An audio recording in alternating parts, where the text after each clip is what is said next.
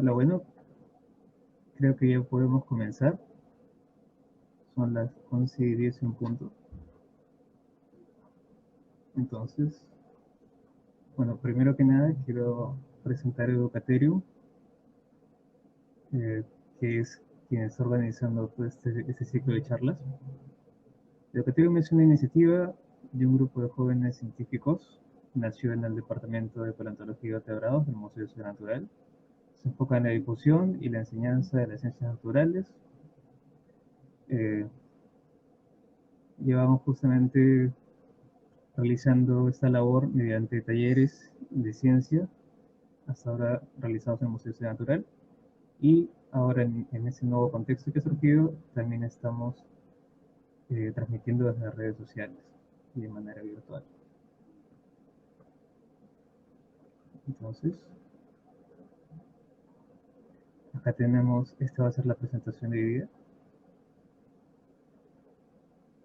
Primero que nada, mi nombre es Giancarlo y voy a exponer justamente lo que vemos acá, cuando los perezosos buceaban en el mar peruano conociendo talasomios. Bueno, soy parte del Departamento de Paleontología de Vertebrados del Museo de Historia Natural de San Marcos. Soy responsable de talleres en ciencia para Educaterium y su división de responsabilidad social para Educa. Y también soy fundador del espacio de divulgación científica Evailuca, que pueden encontrar en Facebook. Por último, soy tesista, me encuentro realizando una investigación sobre aspectos funcionales de este grupo de animales que vamos a ver el día de hoy. Sin nada más que detallar, creo que podemos dar inicio a esta última charla. Ahora, justamente vamos a hablar de este grupo de animales, y lo que me gustaría que se acuerden es que ese es un grupo de perezosos que son extraños, son raros, son particulares. Esa es la razón por la que le estamos dedicando toda esta charla solamente a ese grupo de animales. Entonces, desde el principio, ¿qué cosa es Thalassognos? Acá tenemos un pariente actual, lejano de Thalassognos, un perezoso de 2 dedos, y esta es la información que tenemos. Es un género de perezosos. Eso significa que no estamos hablando de un solo animal, estamos hablando de varias especies dentro de un grupo que se llama Thalassognos. Eran semiacuáticos, eso es bien, bien importante, y ahora les voy a decir por qué. Y por último, todas estas especies de Thalassognos vivieron entre 8.8 a 5 millones de años. ¿Cómo se veían? Se veían así. Esta es una reproducción bien interesante. Ahora, estas son las 5 especies de Thalassognos que tenemos. Las más antiguas están abajo, las más recientes están más arriba. Comencemos con Thalassognos antiquus, de 8.8 millones de años. Seguimos con Thalassognos natans, de 7.3 millones de años. Thalassognos litoralis, 7.1 a 5.93 millones de años. Ahí tenemos varios especímenes, de hecho. Thalassognos carolomartini, de 5.75 millones de años. Y finalmente Thalassognos laosensis, a quien no se le ha asociado una edad específica, pero se le asocia justamente al Plioceno temprano. Estamos hablando justamente alrededor de 5.3 millones de años, 5.5 millones de años. Ahora, ¿qué cosa es lo que nos llama la atención? ¿Por qué es que decimos que eran tan raros, eran tan especiales? Primero que nada, eran grandes, eran animales bastante grandes. Y acá justamente tenemos una escala comparada con una persona de aproximadamente 1,80 m, y vemos que Thalassognos es un perezoso más grande que cualquier perezoso que nosotros tengamos en la actualidad. Ese es un primer punto que nos habla de lo especial que eran estos animales, ¿no? Ahora, de repente ustedes pueden estar pensando, algunos de ustedes quizás saben un poquito más, y me dicen, hey, yo conozco, he escuchado hablar de perezosos que eran más grandes que lo que vemos acá, eran más grandes que Thalassognos. Habíamos dicho que nosotros conocíamos que existían perezosos que eran bastante más grandes que Thalassognos. algunos de los que vemos acá, por ejemplo, Eremotherium y Megatherium, son los perezosos más grandes que han existido y han sido bastante más grandes que Thalassocnus. Acá podemos ver comparado con una persona adulta. Este de acá es una reconstrucción de cómo es que se veía Megatherium, que es el perezoso más grande del que tenemos registro. Entonces, eran animales grandes, de repente no tan grandes como algunos de los especímenes que vemos acá, pero no es lo único que los hacía especiales. Y eso es algo que llama bastante la atención. Estos animales eran semiacuáticos.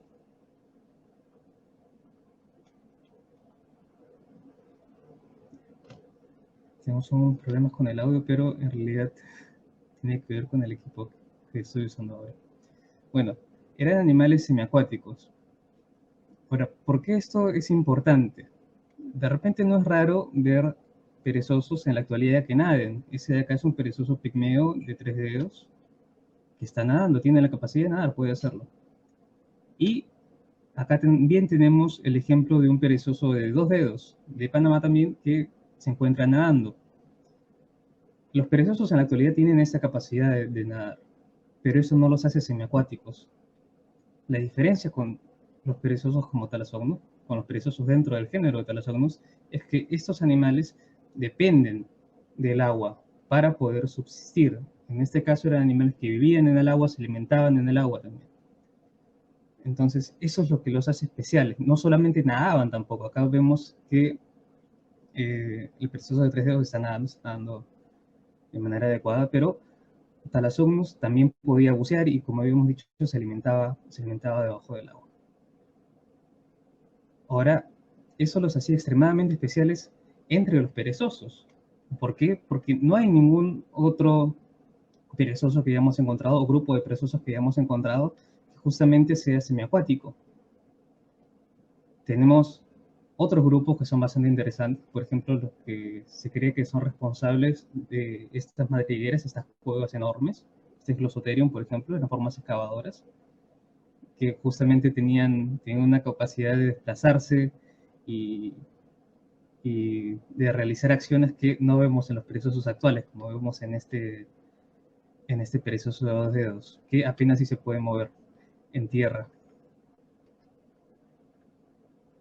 Entonces teníamos formas bastante interesantes, teníamos formas sorprendentes, pero no tenemos ningún otro perezoso en el registro fósil que sea semiacuático. Y ahora, algo que llama la atención es que no solamente eran raros entre perezosos, eran raros entre animales semiacuáticos o acuáticos. Acá tenemos una nutria, arriba tenemos una foca de Weddell, este es un león marino o un lobo marino. Estas son 3 especies que son semiacuáticas también, es decir, que dependen de los hábitats acuáticos, dependen de los ambientes acuáticos para su subsistencia. Y también eran raros entre animales, si los comparamos con animales completamente acuáticos, incluso. Vemos un delfín. ¿Por qué? ¿Qué tienen en común todos esos animales que vemos acá? Se alimentan de otros animales, ya sea de crustáceos, ya sea de peces, se alimentan de otros animales. Thalassocnus no, Thalassocnus es un perezoso, se alimentaba de plantas, se alimentaba de pastos marinos, se alimentaba quizá también de algas, y solamente tenemos un ejemplo de un animal o de un grupo de animales actuales que son acuáticos y son herbívoros. Es el grupo de los sirenios, que incluye a los manatíes y a los dugones. Acá vemos que se está alimentando, acá le han tirado lechuga. Estos animales en realidad se alimentan justamente de plantas acuáticas también. Ahora, ¿cómo es que se supo todo eso? ¿Cómo es que sabemos que estos animales eran acuáticos? ¿Cómo es que sabemos que estos animales eran tan especiales? Vamos a remontarnos hacia su descubrimiento en el año 1995. Y este de acá es un mapa del Perú y estamos en la zona centro-sur del Perú, donde encontramos unos yacimientos bastante interesantes.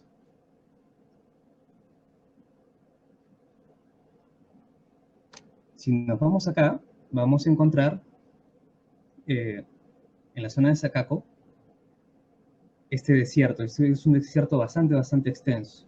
Y acá es donde encontramos una colección de fósiles excepcionales y de diferentes tipos de animales. Estos son yacimientos marinos, es decir, encontramos animales acuáticos. Entonces, se han encontrado pingüinos, se han encontrado focas, se han encontrado cetáceos, se han encontrado, dentro de los cetáceos se han encontrado delfines, y justamente este equipo en 1995 encontraron los restos, no de delfines, no de pingüinos, se encontraron estos restos de acá. Encontraron, en realidad, varios de estos esqueletos. Encontraron cráneos, encontraron, acá vemos también lo que son vértebras caudales y uno de los huesos largos. Ahora, ¿qué cosa fue lo que llamó la atención? Como ya habíamos dicho, estos eran sedimentos marinos, este es un ambiente marino, se trataba de un ambiente marino.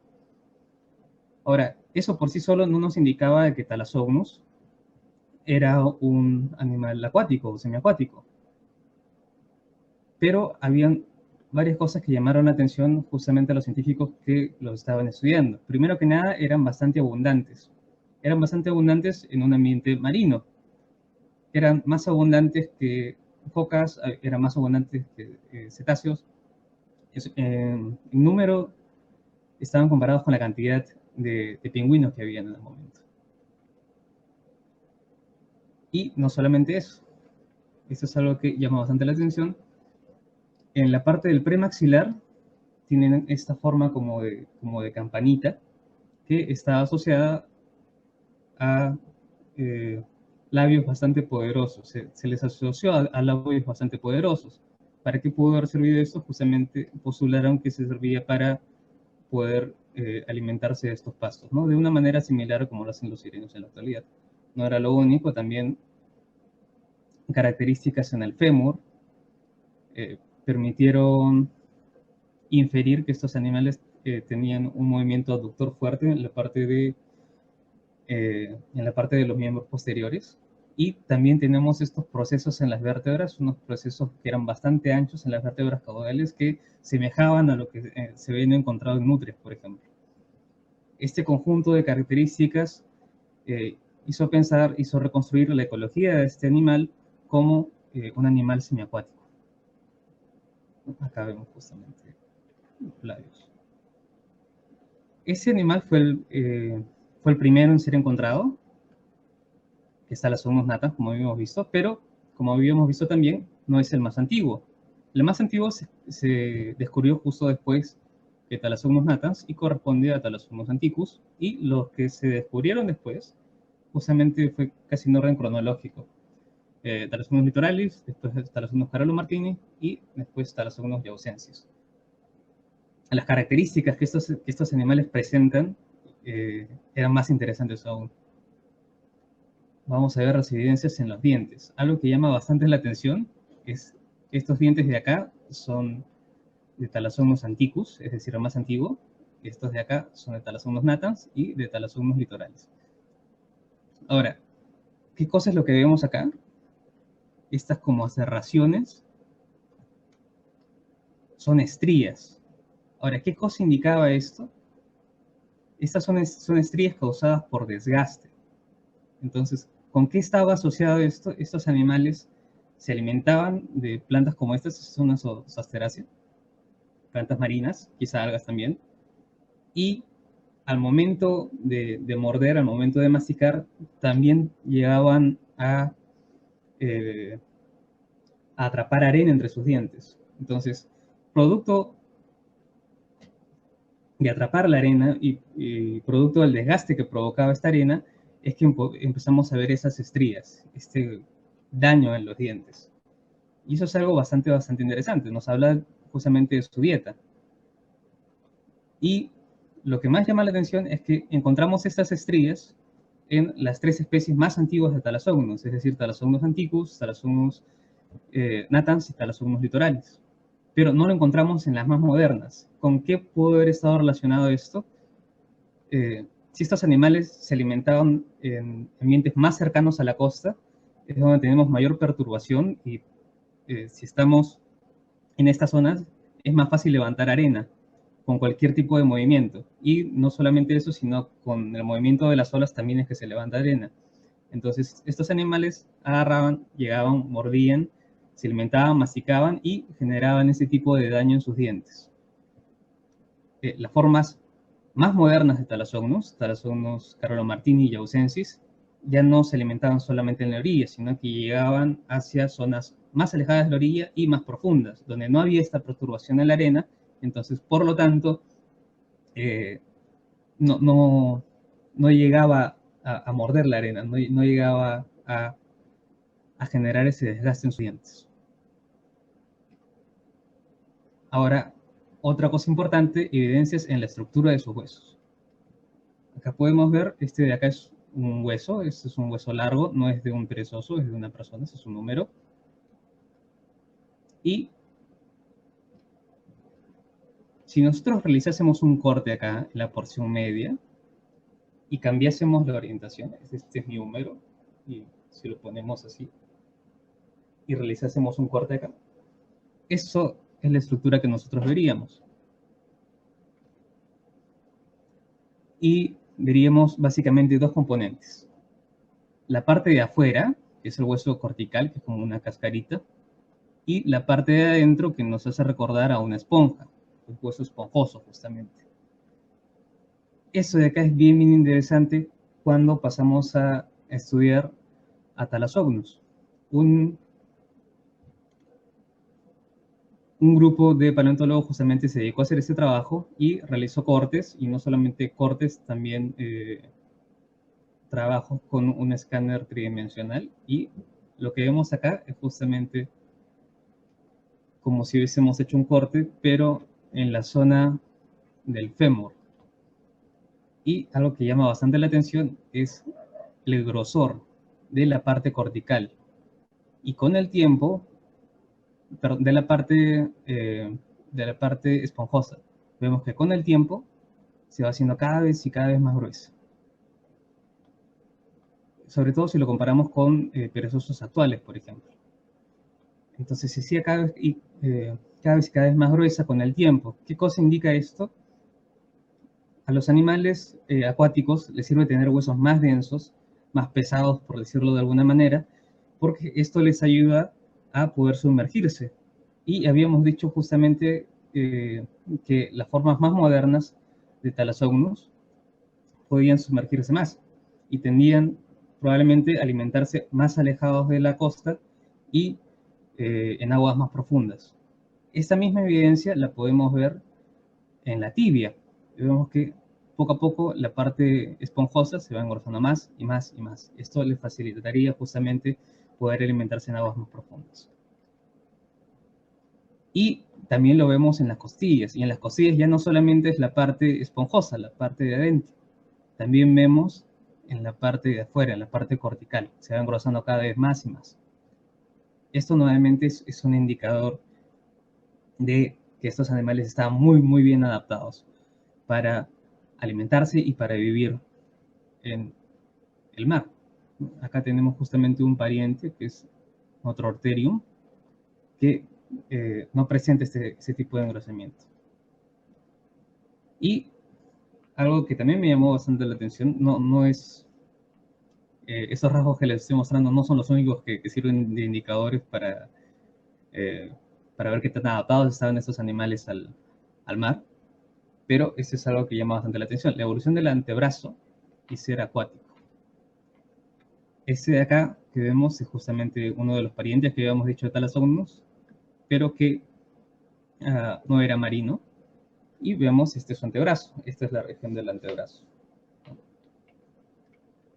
Y ese de acá son los antebrazos de 4 especies de Thalassocnus que tenemos, en orden cronológico, de la más antigua de la izquierda y la más moderna, que es Eucensis, en la parte más hacia la derecha.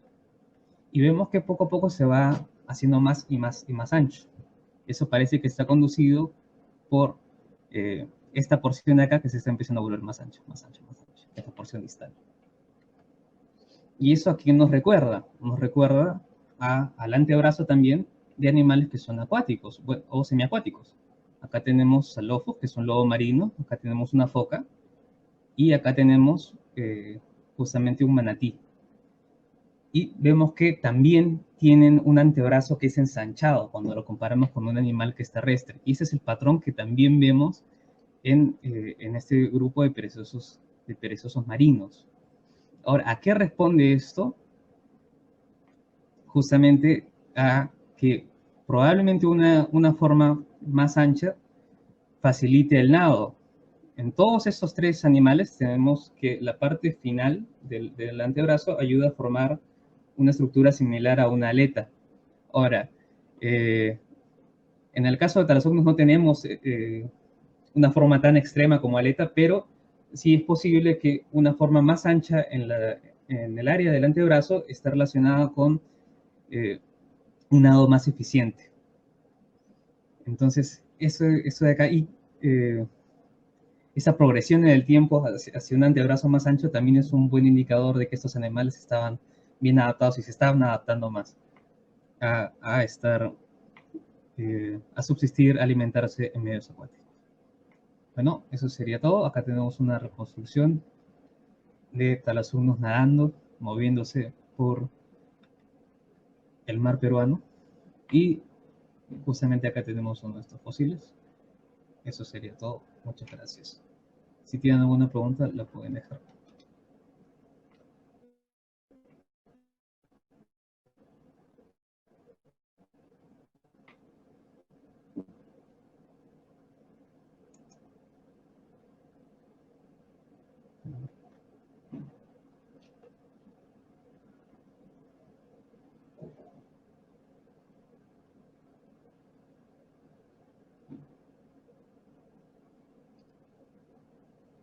Parece que de momento no tenemos.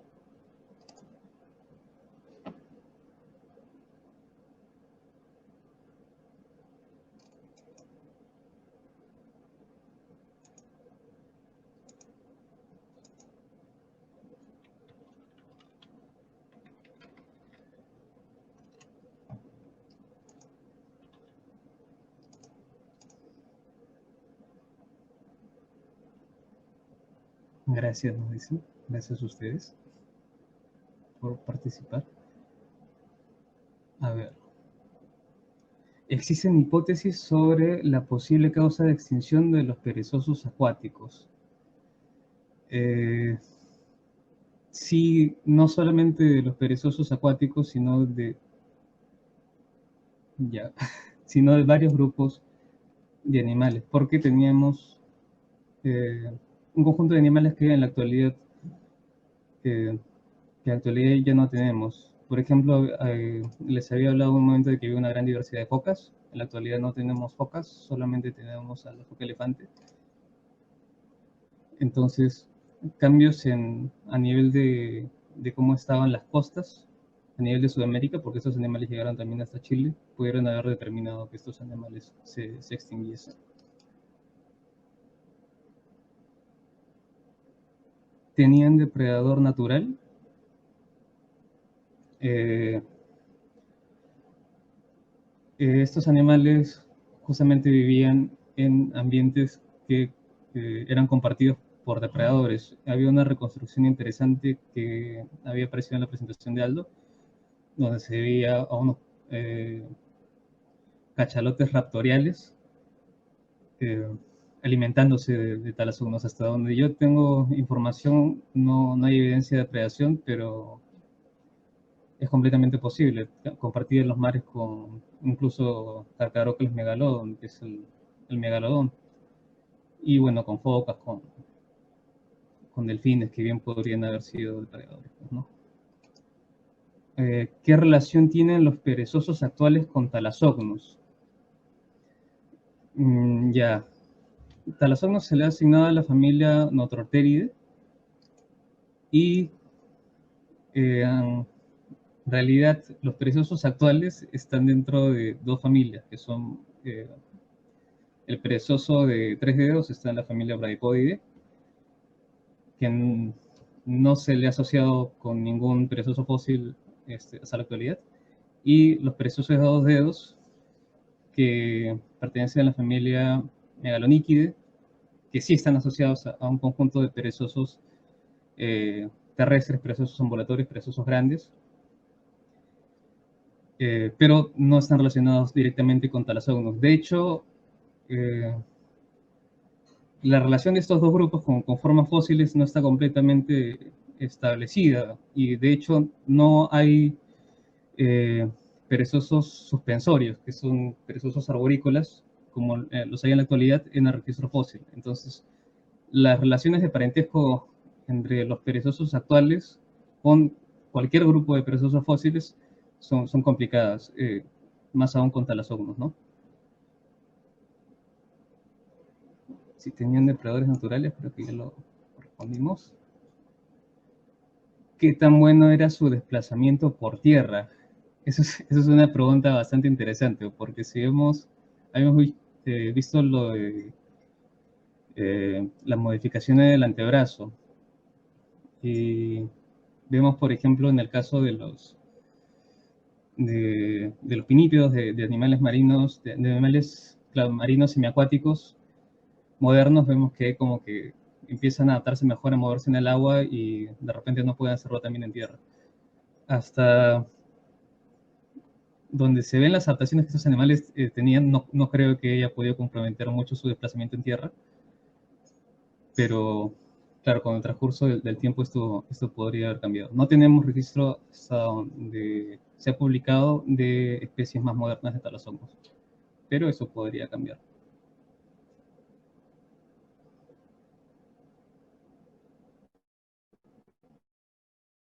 A ver, entiendo que los perezosos del Plioceno están primero mayormente fuera del hábitat acuático, luego fueron evolucionando para adaptarse al hábitat acuático y luego fueron saliendo nuevamente a tierra. No precisamente, Thalassocnus en realidad es el Mioceno, la parte final del Mioceno, y el último de estos animales que tenemos, que es Yaucensis, lo asociamos al Plioceno, a la parte temprana del Plioceno probablemente. Y no tenemos evidencia de, eh, de animales que hayan llegado después, que han sido descendientes directos de Thalassocnus y sean terrestres.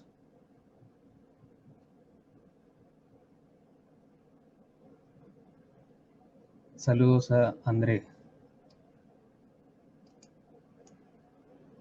Ahora, el que se alimentara de algas los confina a las orillas. Si sus antebrazos se van aplanando, esto lo hace más nadador. ¿Será porque estaba haciéndose más marino y alimentándose no solamente de algas?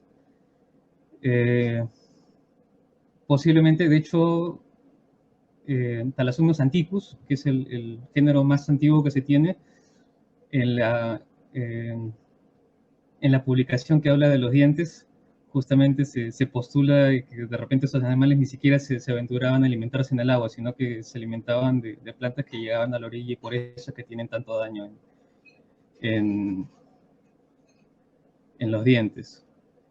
Entonces, con el paso del tiempo que estos animales se van alimentando cada vez más en zonas más profundas.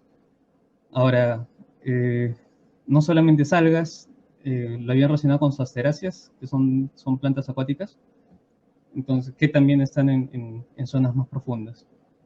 Entonces, tiene sentido de que mientras estos animales van conquistando nuevos ambientes, empiezan a diversificar su dieta también.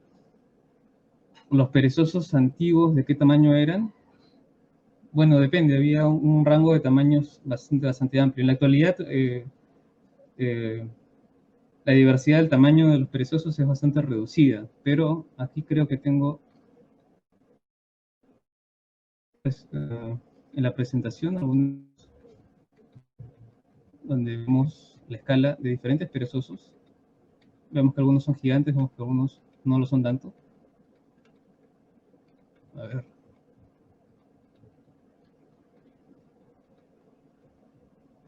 Acá tenemos unos animales que son gigantes, como Megatherium, Eremotherium, que tenemos acá en los 4 metros de altura, eh, en posición bípeda. También tenemos a perezosos fósiles bastante pequeños, como Apalops, que es el tamaño como de un perrito.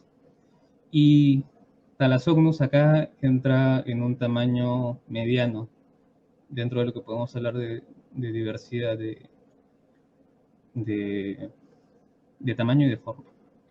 ¿no? Aquí vemos el tamaño de talasomas. Algunas formas más grandes que una persona.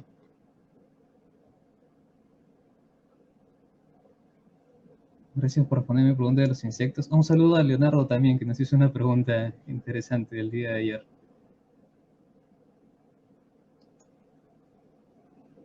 Creo que eso es todo.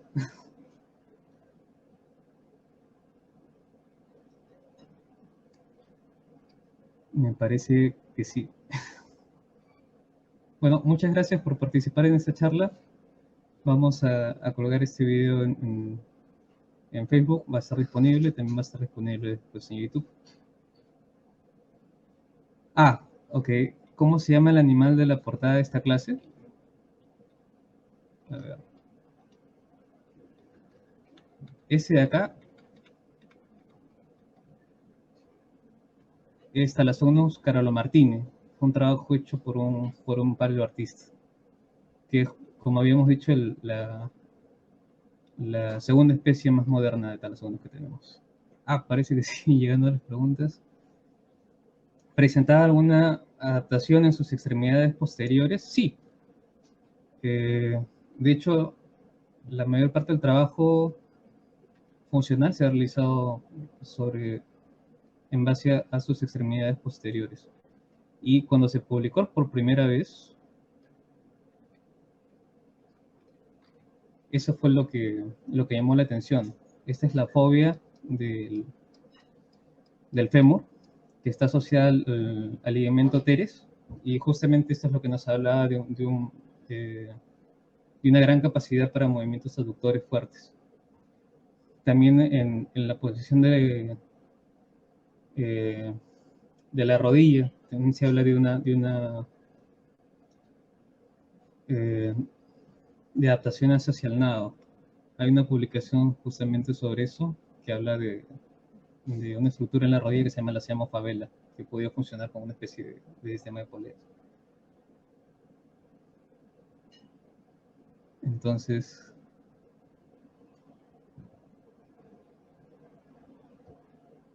sí, vamos a esperar a ver si hay alguna otra pregunta.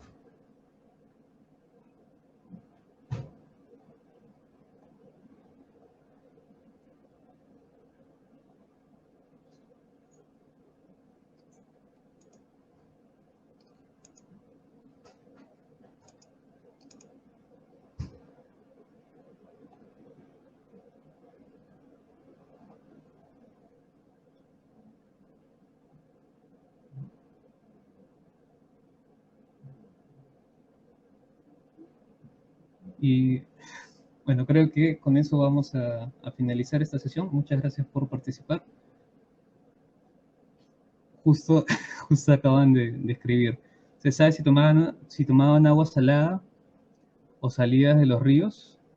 Eh, Algo que comentó Manuel la semana pasada es que en algunos animales que viven en los océanos tenemos evidencias de glándulas de sal eh, que les permiten tomar agua salada sin que esto los perjudique mucho, ¿no? Estas glándulas sirven para la eliminación del exceso de sal. Hasta donde yo tengo entendido, no hay evidencia de esto en Thalassomos. Entonces, lo conservador sería pensar que estos animales se alimentaban, bueno, se hidrataban con agua dulce.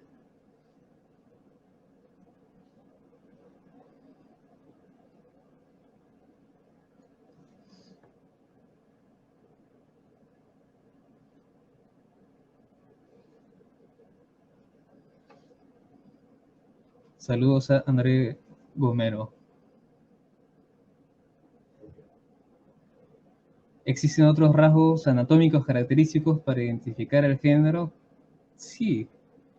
Eh, Habíamos hablado justamente de esta opción ¿se ve? Sí, sí. En la parte del premaxilar, como manera general, eh, el trazo de Tarsus es más grande que la parte del brachium, del brazo, que es lo que no tiene otros notoropteridos. estos procesos que vemos acá en la parte de las vértebras caudales, en las primeras vértebras caudales, que son cortos pero son anchos, también los vemos en talasófonos. Entonces, vemos ese tipo de características y podemos inferir que se trata de talasófonos. Y también, bueno, la zona donde se lo encuentre, ¿no? Eh, ¿Cuántas especies hay actualmente con vida?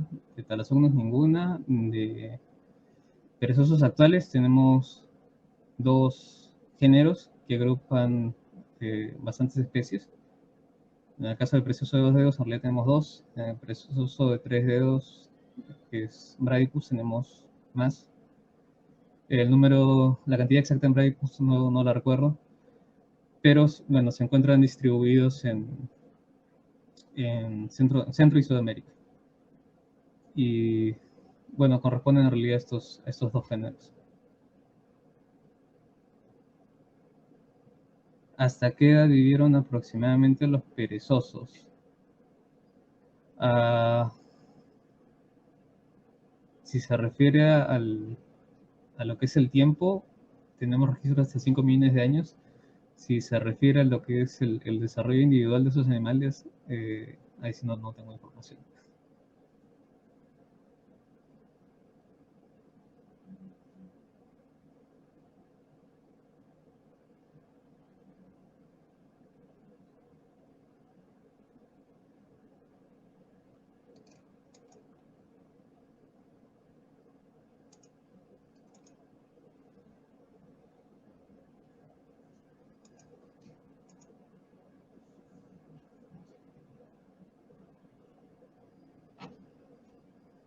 Ya, ¿en qué lugares hay mayor número de estos encontrados? Eh, bueno, en la zona de la formación Pisco es que tenemos un montón de estos animales y tenemos esqueletos subcompletos de talasonos litorales en particular hay una gran cantidad de fósiles. Ahora, también se han encontrado estas especies en Chile. Los restos, hasta donde tengo entendido, no están tan completos.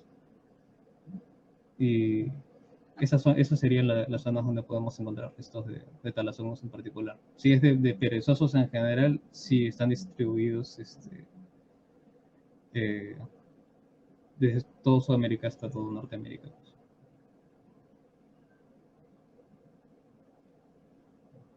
Ahora sí, creo que también para no excedernos de tiempo, lo vamos a dejar ahí.